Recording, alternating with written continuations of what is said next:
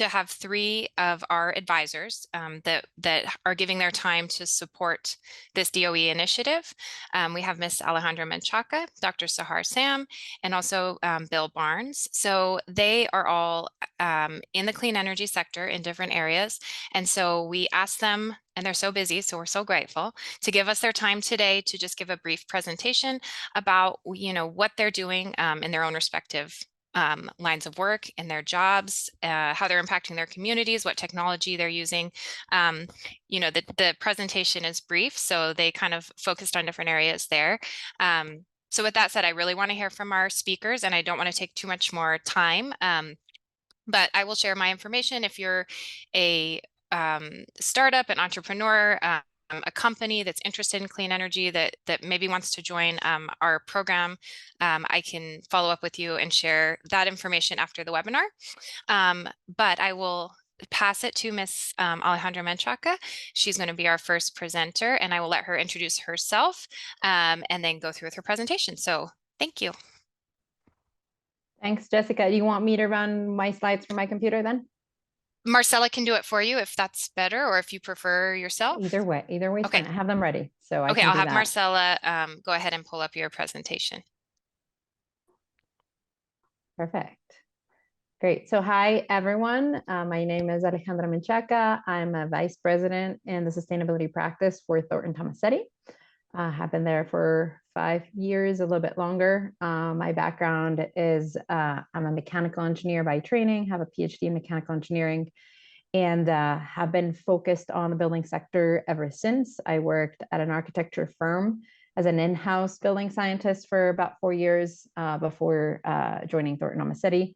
And before that, I was what's called a natural ventilation consultant. So I'm a specialist of when you open windows in a building, how to design buildings with windows. But that aside, a lot of my work has to do with meeting net zero goals in cities, in buildings, and campuses. And so much of that has to do with clean energy. And so I'll be talking a little bit, I'll focus specifically on PVs, which is what 99% of my work goes into, but happy to talk about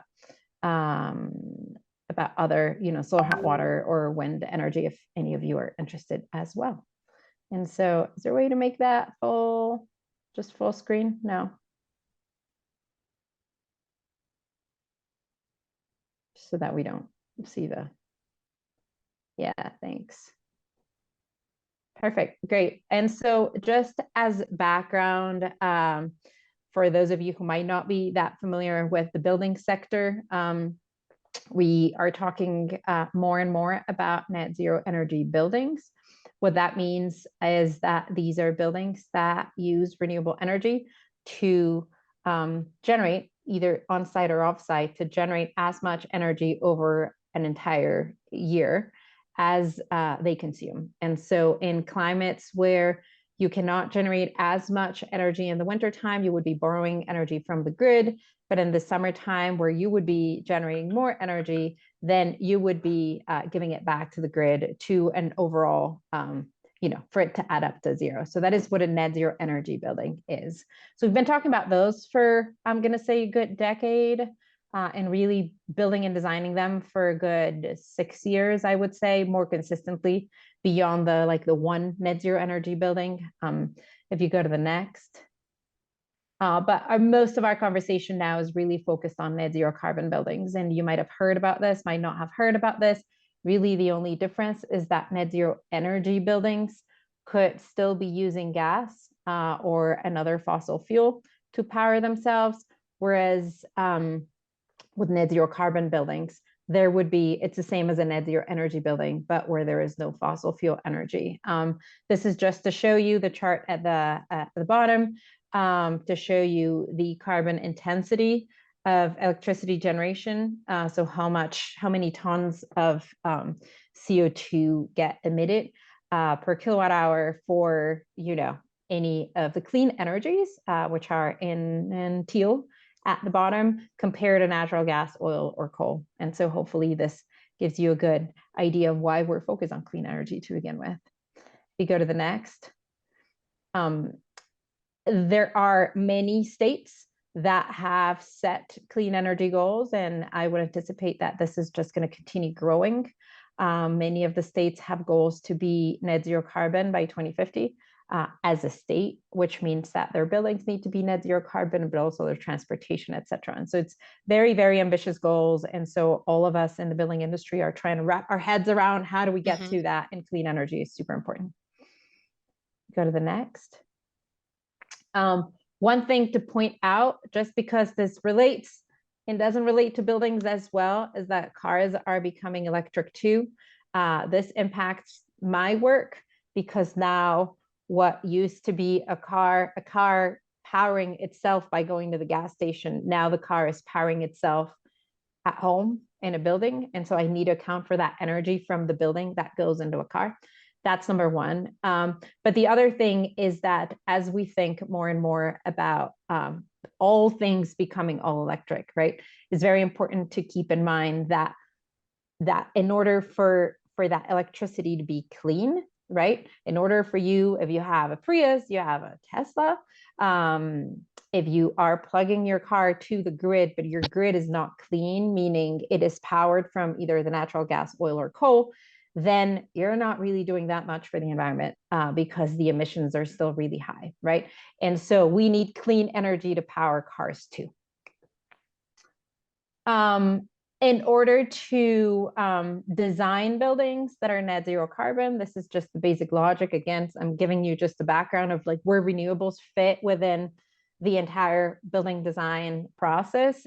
Step number one has to be, in order to achieve a net zero energy building, you first want to start thinking about reducing the loads on what's called the envelope, which means really solar gains, reducing the amount of solar gain, increasing exterior shading, improving the insulation. Basically, we want to design a good building with good bones.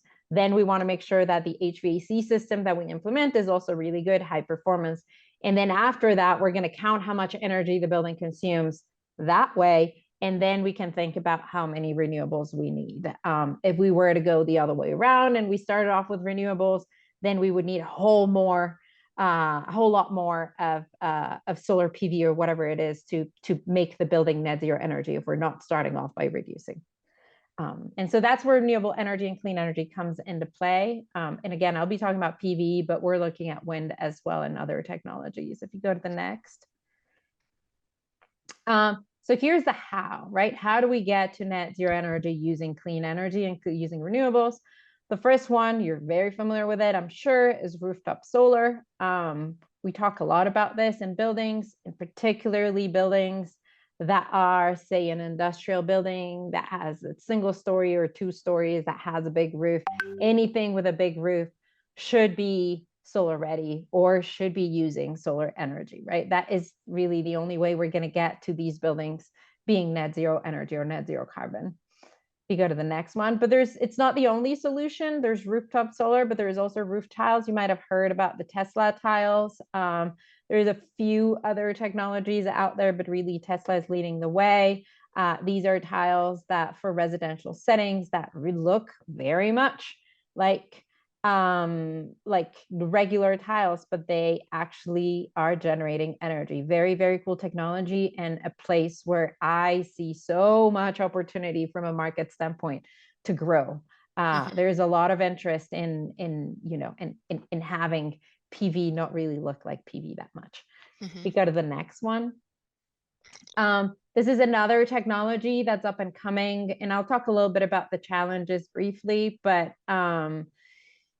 I should have spelled that out. I'm sorry. That was a note to myself and then I didn't spell it out. BIPV, it's building integrated photovoltaics. And this is what falls, is anything that isn't a roof solar falls into the BIPV category, right? And so you see 2 examples here. On the left, you see what's amorphous silicon photovoltaics, which is basically glass that looks like normal glass, but it's actually generating energy. As some of you can imagine or guess, the efficiency of these is not super high because it can't even look like a solar PV, right? And so a regular efficiency for a solar panel will be about 20-ish%, I would say. So meaning that of 100% of the energy from the sun that reaches the solar panel, 20% of that energy actually makes it to the transformer, which then powers the, you know, the building itself. The building integrated PVs on the left, so the amorphous silicon are more on the 5%-ish, 5 to 6, so a good fourth of it. You also have other building integrated PVs that you see more on the right, which really look more like the standard solar that you see, but that are a little more spread out. And so architecturally, they allow you to see out. They give you a little bit of a connection to the exterior. They allow occupants to actually see that these are PV cells, and so there's a little bit more of a connection and a teaching connection with the occupant, where the occupant really understands that the building's actually generating some energy. And the efficiency here is just reduced by the fact that in order to provide that transparency, you kind of need to space them out, right? All of these are great. I saw a comment on Shaving the Peak by Darius, and absolutely, it's very important to think about peak conditions. So those scenarios where it's so hot outside that everyone turned their AC on at the same time, and that's causing a lot of stress on the grid. Well, it turns out that those really hot times also are really sunny times, right? And so that's when solar can come in and really help relieve that stress on the grid, particularly as buildings are moving more and more into all electric, right? And so we're going to have all buildings relying on the grid. We need to find ways to relieve the stress from there. Mm-hmm. We go to the next. Just a little bit of what my job entails. So I get to talk. So my job is advising architects in terms of how to design their buildings holistically. I focus on internal comfort and human wellness and the impact of design decisions on that. And a lot of my work as well goes into, well, how can you maximize the amount of renewable energy that you can harvest without overdoing it? And so this is an example of a building in New York that we're currently working on, where we have done a bunch of analysis. And this is really just to show you. The colorful graphs are really just to give you a sense of the type of quantification we do, but we do quantification, we take into account surroundings, right? Because solar potential is highly dependent on surroundings. And we understand where is the building perceiving most of the solar radiation at a roof level, but also on a facade level, in case there was an interest for BIPV, so for building integrated photovoltaics, for instance. And so we assist architects doing that. There's a lot of interest. I can speak in favor or against any of these technologies, and happy to talk a little bit more about the challenges. In fact, I think my next slide does that. But there's lots of conversation. I talk about renewables just about every day in my job, and so that's where the market is going. We go to the next. So challenges. I picked the ugliest, just to be fair. This is quite possibly the ugliest of the ugliest PV installation that I've ever seen. I hope none of you were involved in this particular project. Some of the challenges we see, we work with a lot of high-end architects who still think PV doesn't look cool. We have had some challenging projects where, the city has a particular requirement for solar PV, and the architect basically says, not on my beautiful roof. And so we need to just go chasing existing roofs to install PV because it's ugly, right? And so there's great potential. So that's where Tesla has made the strides in trying to make it a little bit more integrated with the architecture, instead of being this thing that is just, put on a building, right? Ideally, the installation of solar PV and the design of it should blend with the design in order to be more widely effective. Lack of efficiency. And so we're still working, and there's lots of technologies on, emerging, focused on improving the efficiency for solar PV. That's going high, up, is increasing and increasing with time. I'm sure there's other experts here who can speak much more to that. But I would say that some of the greatest challenges with building integrated PVs, for instance, in the glass, is just the fact that it generates 5 to 6% on a vertical surface, you actually don't receive that much solar energy anyway. It's expensive. And so it can be challenging to incorporate, but architects just love it, right? This is one of the things where they'll tell us, no, we'll cover it up. We'll cover the building up. And we're like, no, spend your money somewhere else. This is actually not yet, it's not the good bang for your buck. And so I would say that's one of the challenges. I put a quote, this is a quote from someone that I work with who's a PV, he works on I was going to say procurement, but that's not the right term. It's basically someone who works on installing and selling and installing PVs across the Northeast, actually throughout the country. And he has brought up to my attention, particularly when we're working on high profile projects. I asked actually about a stadium that we were working on. We were going after using dragon scales, which you're going to see is the photo in my final slide.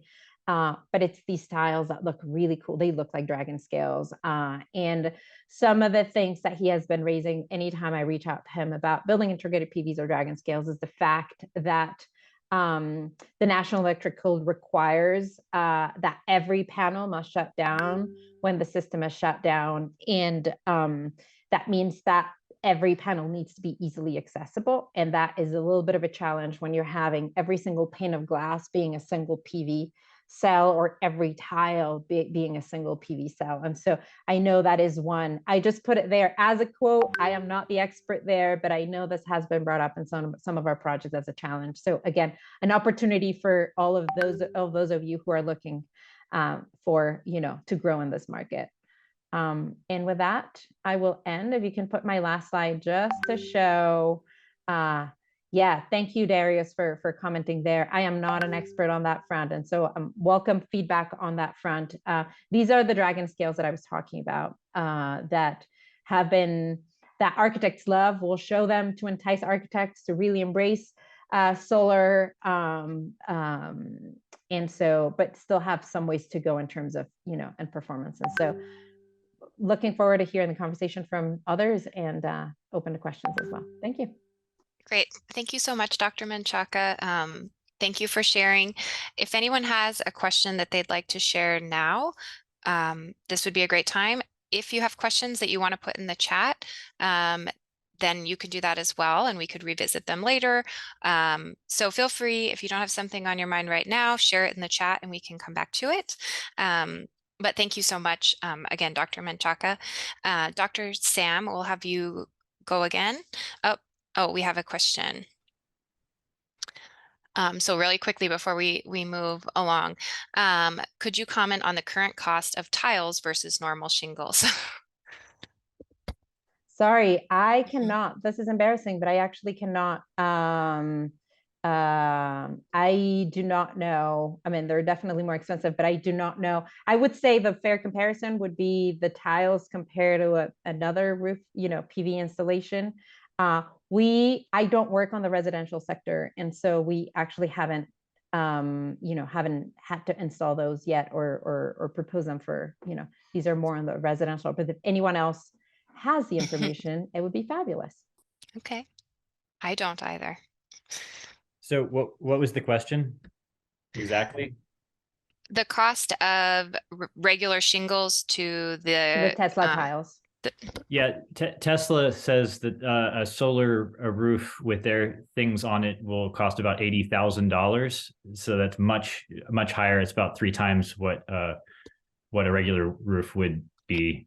You can the ITC subsidies do apply to just the water membrane in that case, but it's still very much more expensive.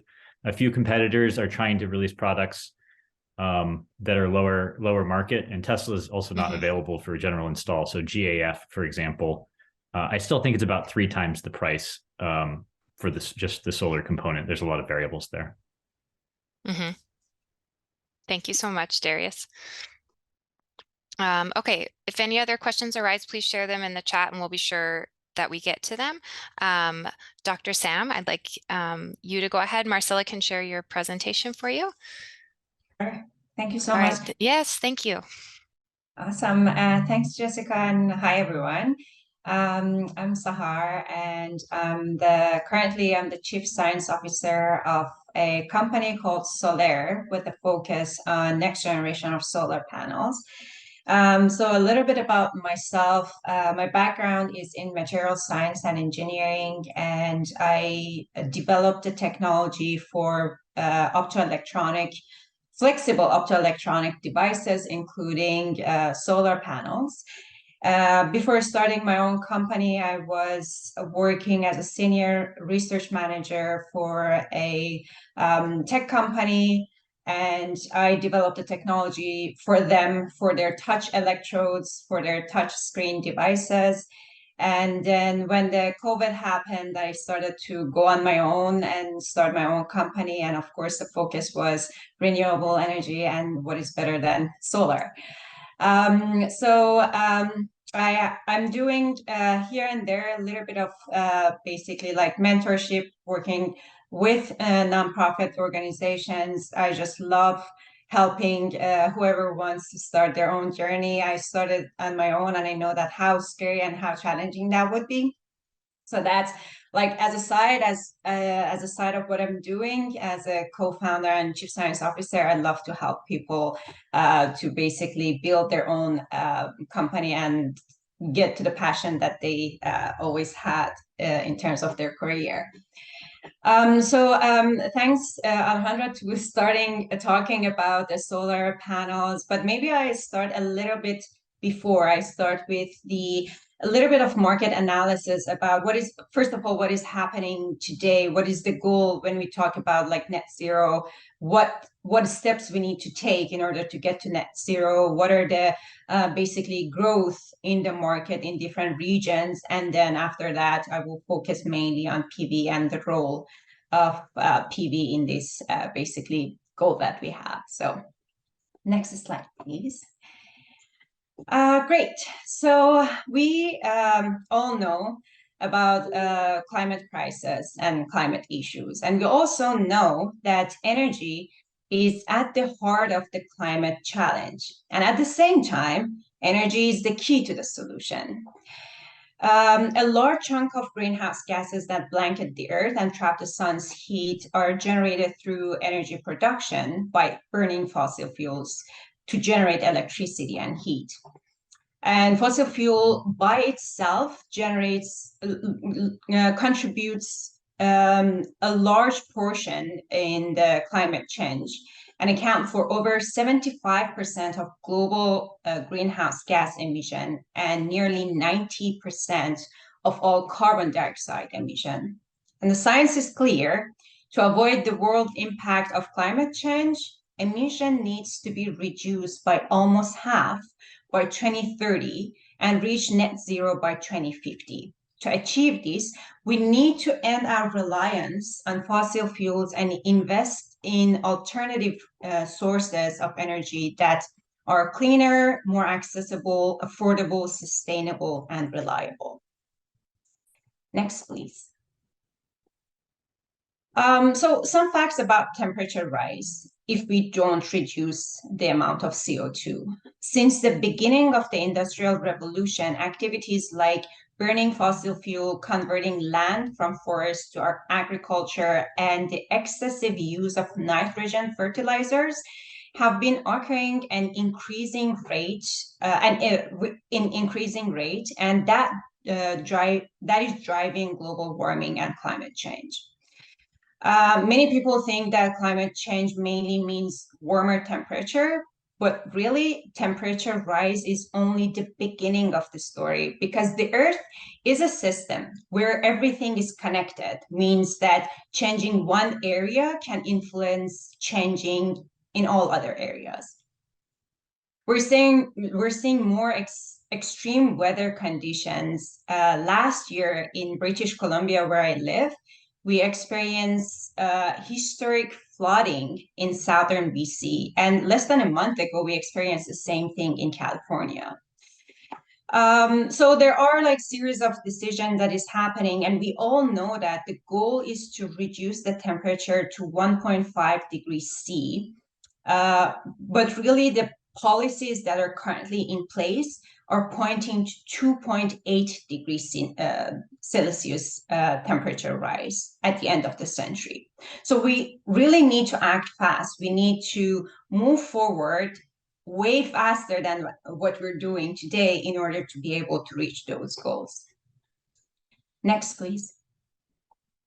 And to tackle the climate change, of course, one of the defining moments in the fight against climate change took place in Paris during the 21 conference of the Paris, or COP21, in which 196 participating countries signed a legally binding international treaty to limit global warming to allow below 2 and preferably 1.5 degrees Celsius compared to pre-industrial level.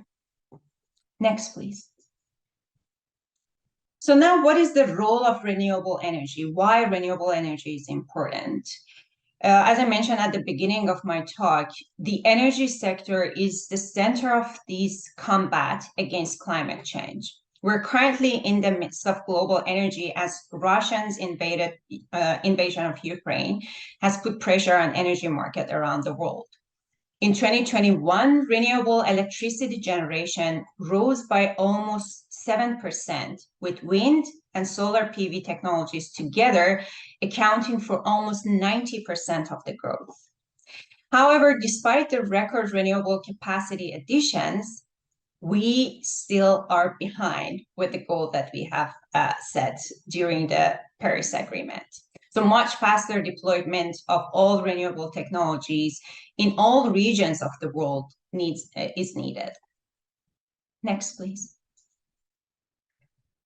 So looking at the growth of solar PV remains the powerhouse of growth in the renewable electricity. Solar PV alone accounts for 60% of renewable capacity additions. It is demonstrated that second largest and absolute generation growth of renewable technologies in 2021 after wind.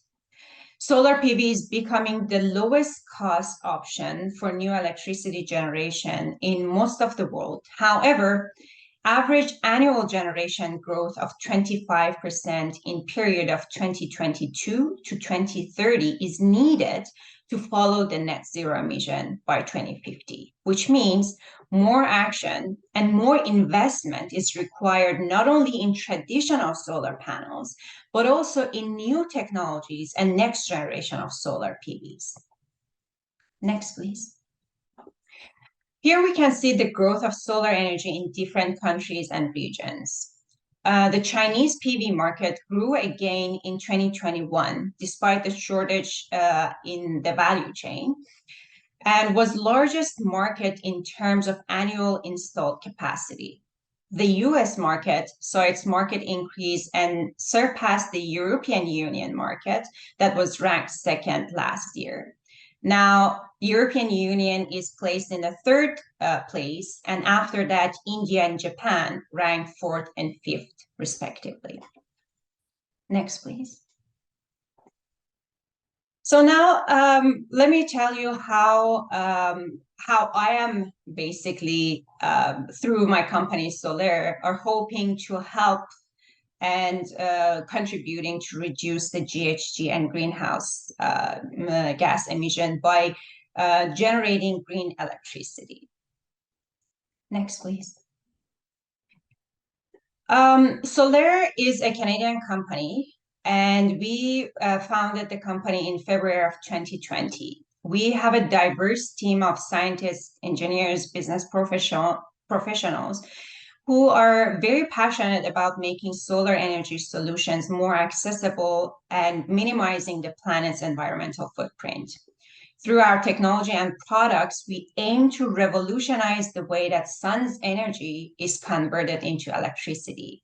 And our mission is to develop the next generation of solar panels that will accelerate the transition to cleaner world. Next, please. So to give you a little bit of background, solar cells were invented in 1970s with silicon as the key component. However, the fabrication process is very energy intensive. And let me tell you why.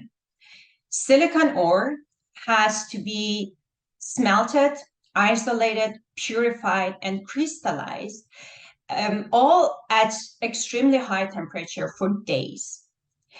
Until they can finally produce the wafers, which can absorb the sunlight.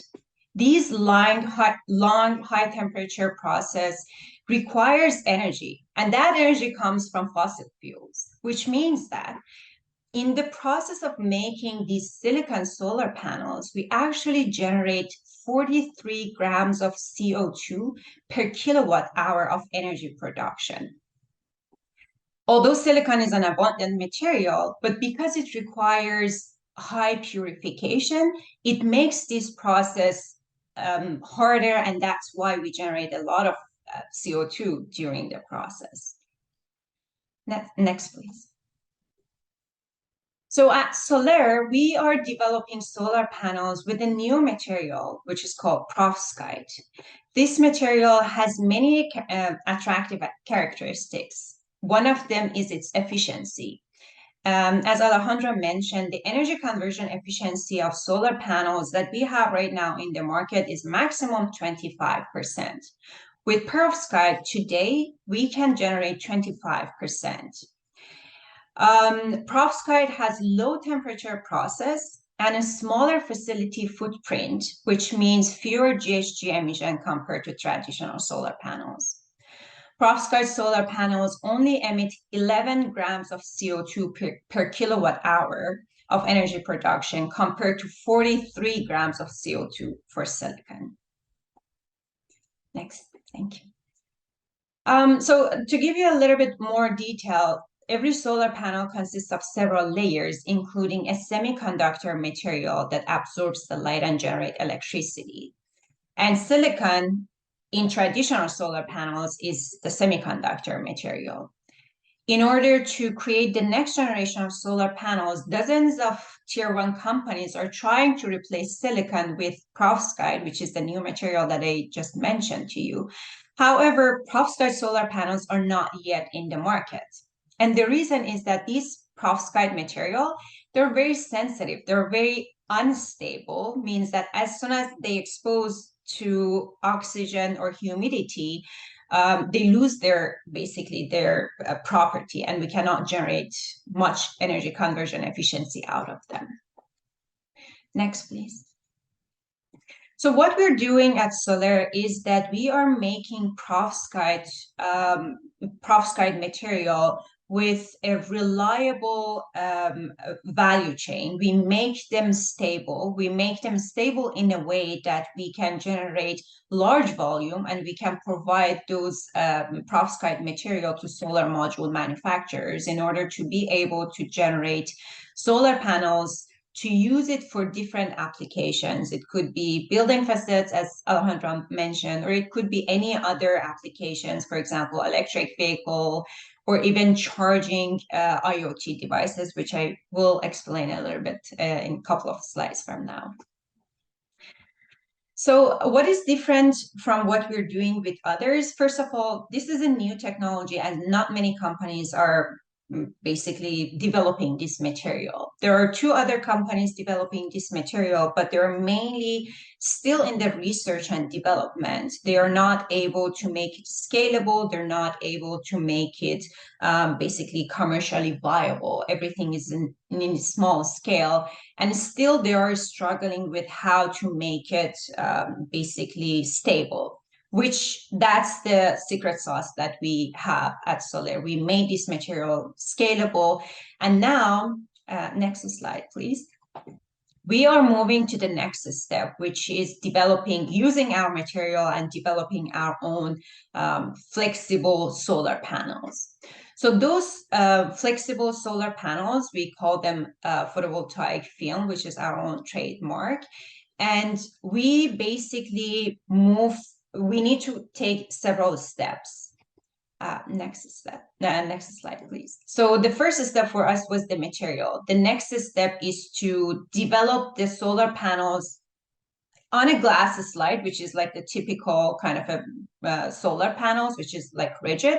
But the real goal is to be able to make them very light and flexible that you can install them anywhere. Next. A unique use case of the technology that we have is that this material not only generate power from sunlight, which is like the traditional way solar panels are being used, it also generates electricity from indoor light, meaning we have a lot of electronics that we're using, for example, the wearable electronics that we have, our smartwatches, the cell phones that we carry everywhere, the laptop, things that we use mainly indoor, they can be charged using these type of new solar panels.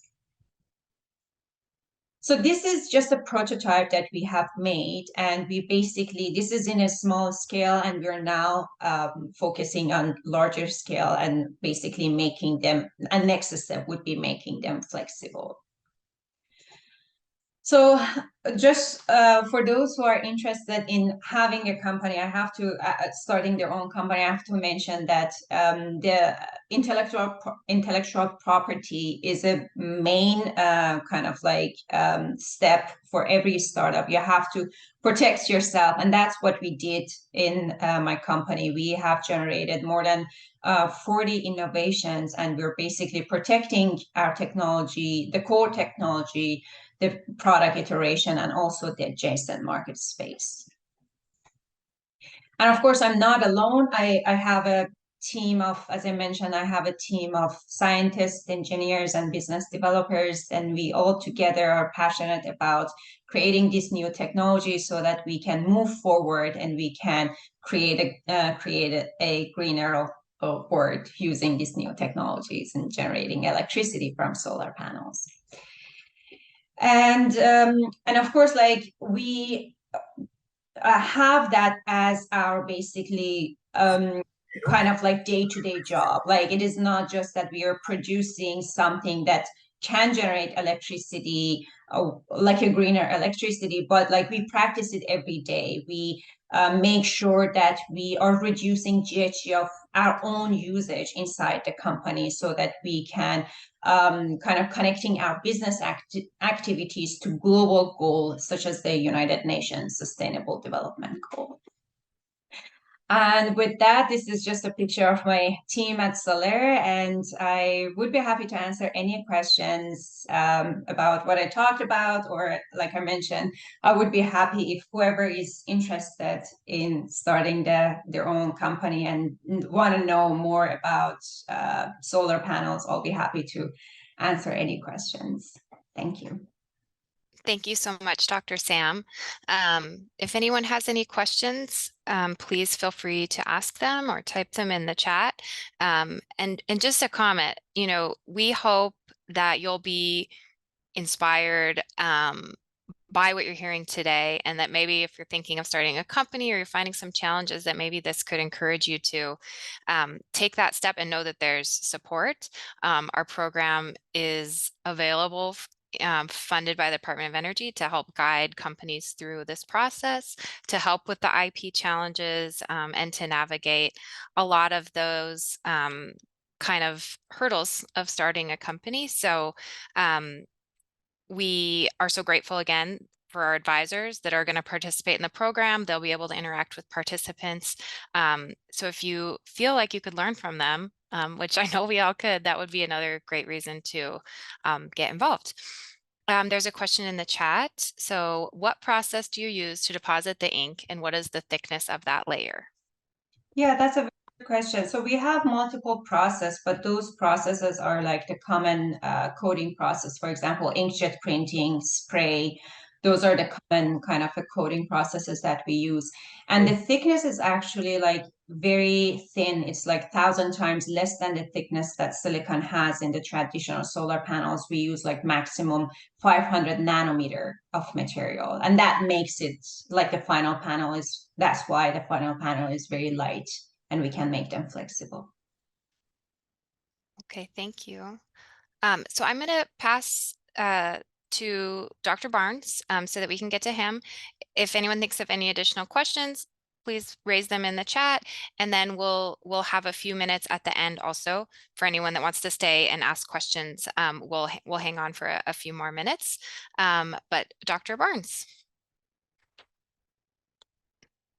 Oh, you're muted. I apologize. Thanks again, and Hi. it's a pleasure to be here. I'm not actually a doctor, right, of any kind, but you know, thank you for the accolade.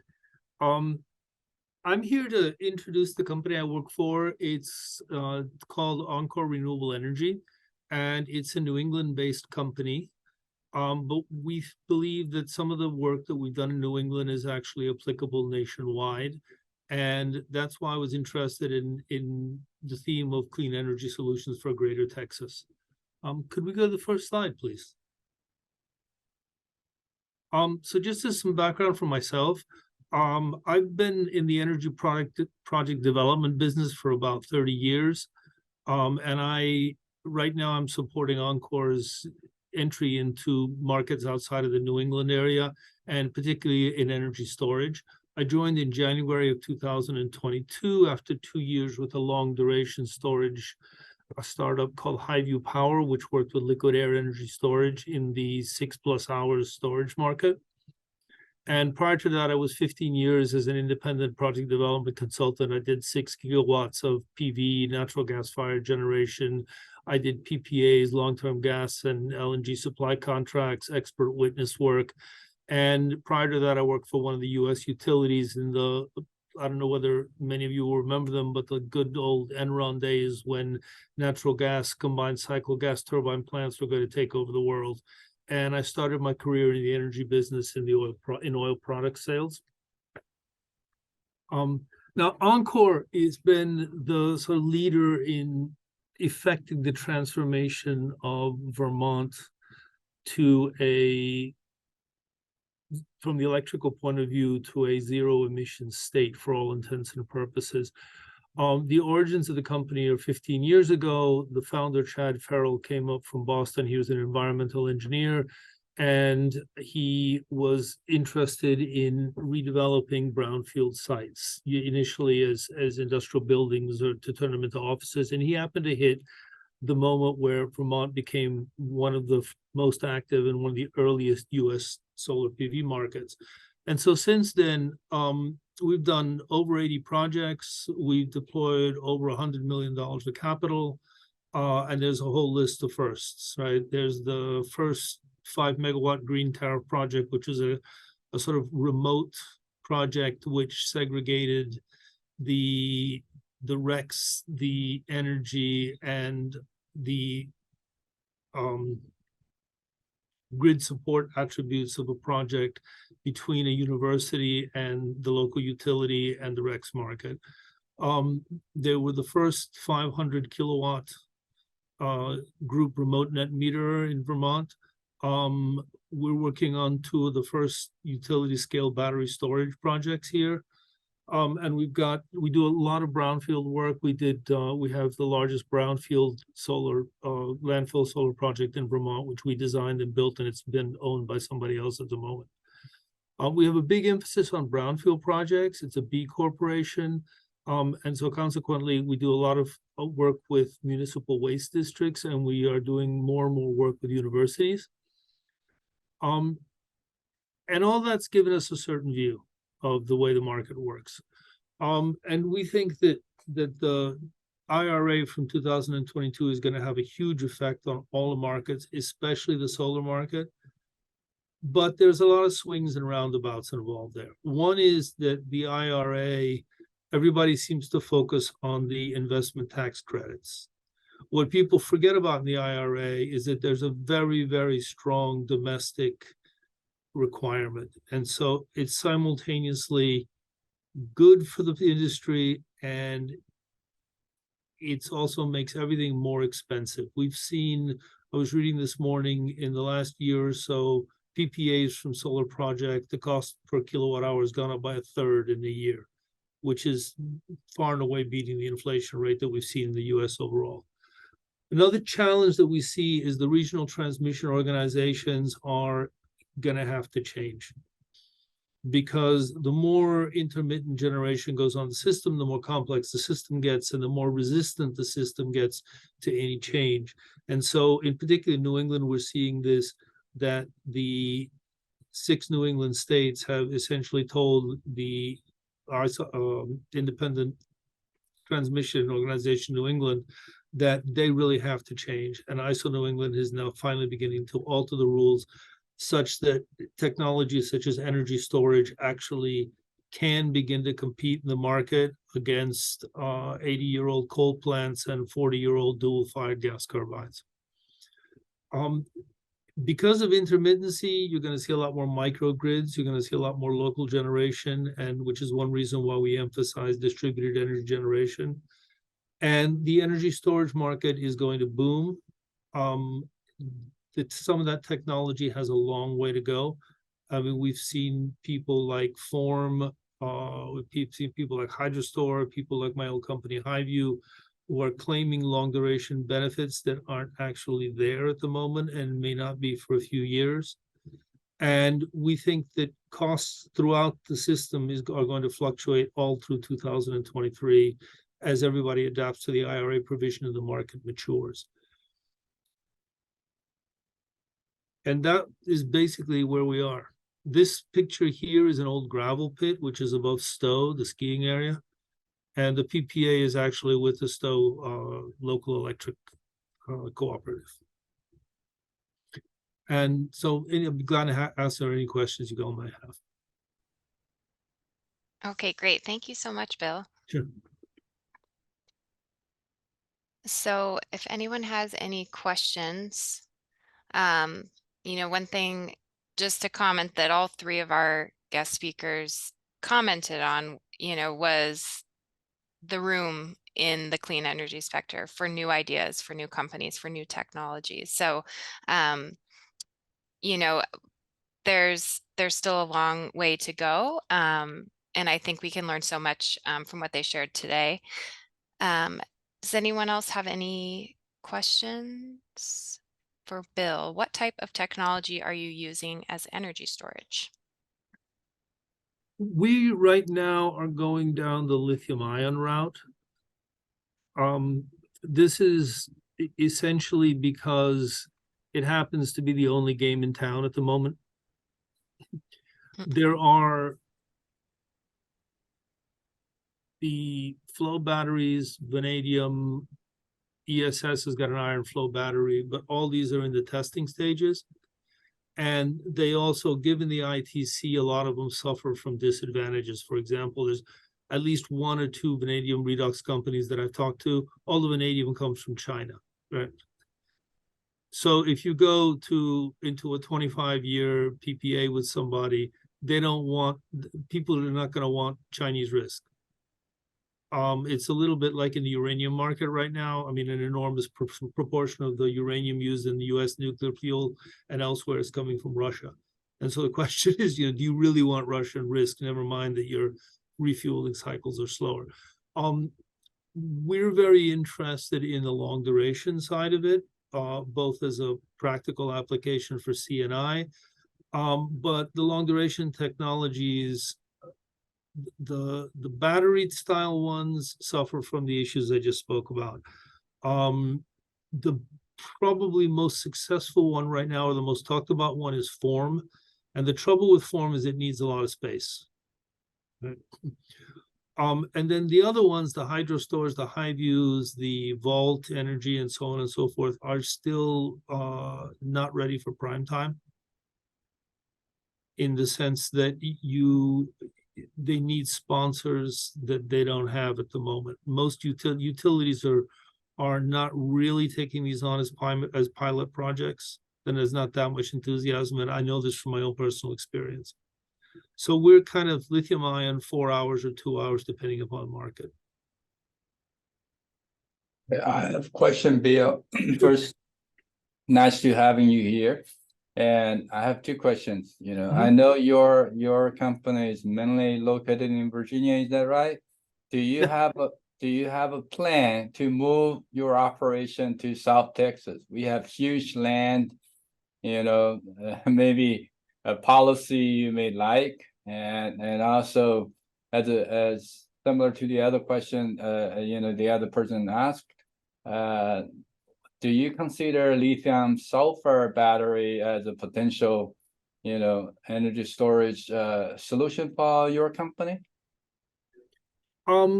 We have so far looked at LMC and LFP as the likely solutions, because so far that's what's been offered for us.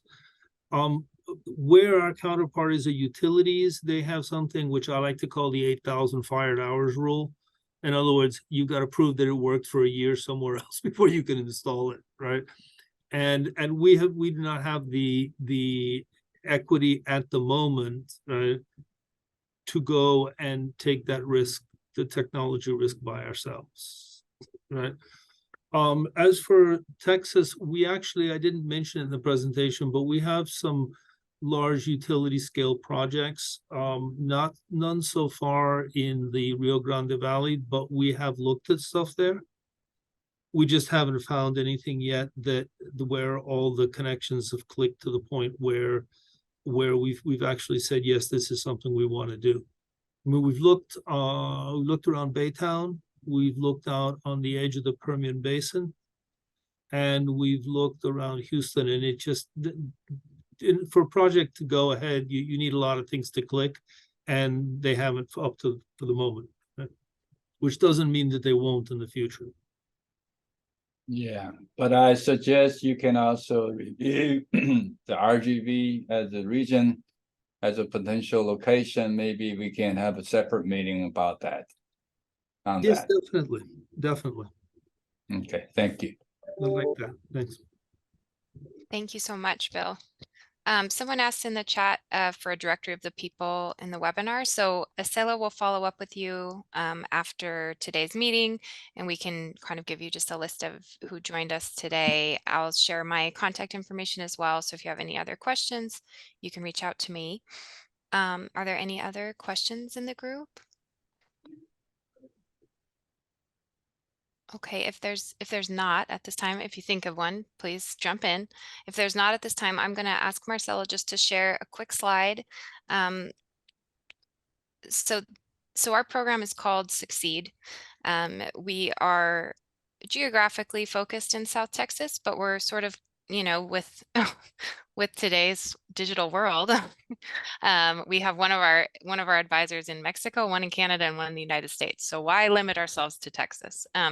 But we are going to be starting our formal programming the beginning of March, depending on where you're at with your company. If you're a student, if you're an entrepreneur, if you're a startup, if you're a well-established company, but maybe you have a new idea or new technology in this sector that you want to explore, we want to work with you. And like I said, if you follow this link here, you can learn more about our program that's going to cover all aspects from entrepreneurial development, ideation, technological mentorship. Dr. Lee is here with us today. He's a professor of engineering at UTRGV, and he will, and some of his faculty will support the technological mentorship, rapid prototyping, access to the labs there. We will have the expertise of our 3 advisors that were kind enough to join us today. So they will be able to also, give their perspective. We'll be asking them to help us sort of evaluate companies at the end of programming to see who will be advancing. There's going to be a pitch academy at the end, access to angel investors. So really some great benefits at no cost to you. So if you'd like to learn more, visit the link there, and I will follow up with you in a separate email and share all of this information either way. And I think we're doing perfect on time. I'll just ask once more if there's any other questions before we depart. Okay, anyone? Okay, I don't see any. If you think of any, reach out to us. Let us know. We're happy to talk with you. But thank you all for being with us today. Thank you for your interest in renewable energy and hopefully in our program. Thank you so much to Alejandra, to Sahar, and Bill for your time today. We so appreciate it, and I think it was so valuable and so interesting. So thank you all, and yeah, we're here if you have any questions, and we'll follow up with you on next steps if you want to continue with us in this program. So thank you so much.